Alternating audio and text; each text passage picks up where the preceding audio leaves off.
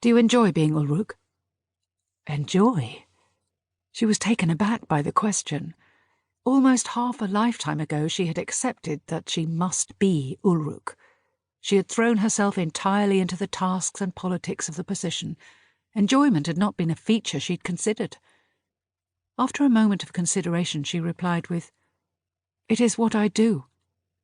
"You do it well." Ellen remembered the looks of disapproval engendered by her brisk departure of the meeting barely an hour beforehand.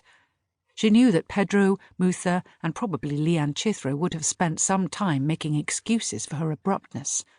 Mutha would likely complain to her, as she did relatively frequently, "You could do us a favour and be less unpredictable." I often get credit for what others do. Surrounding yourself with competent people is a skill in itself. Ellen laughed. Then I am indeed most skillful.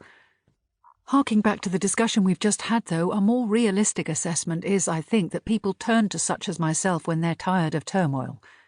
I stepped in at a time when the Lianthum and yourselves were ready to work together.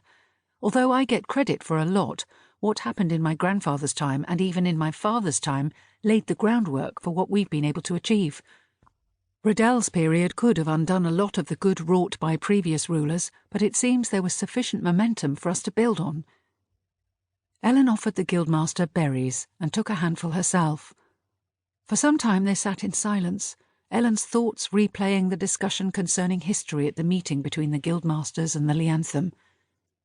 The barks of the sea lions and the braying of penguins drifted up to them, interspersed by the sound of waves crashing against rocks. Insects periodically hovered close by, and a few birds hopped over nearby rocks to inspect the humans, their tails twitching and heads bobbing. Rosa eyed them threateningly, but did not move. "How is Guildmaster Threvor?" Ellen asked. Guildmaster Tharny rested back further against Rosa, set aside the binoculars. The bird gave the top of his head a gentle, reassuring nibble. He reached up and stroked her beak.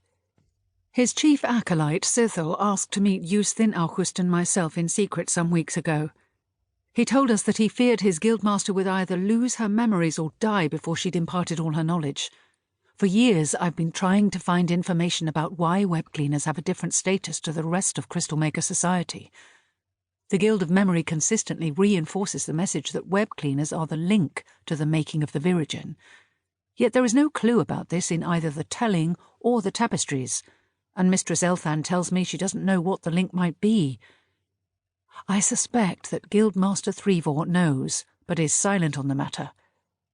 There is something wrong with many tapestries. I suspect they have been doctored. Sithel agrees the rework on the tapestries is curious. Threvor brushes off evidence of the rework as simply repairs. The person who would be best able to help is Sarah, but she is entirely loyal to Threvor. Sarah won't investigate unless Threvor orders it.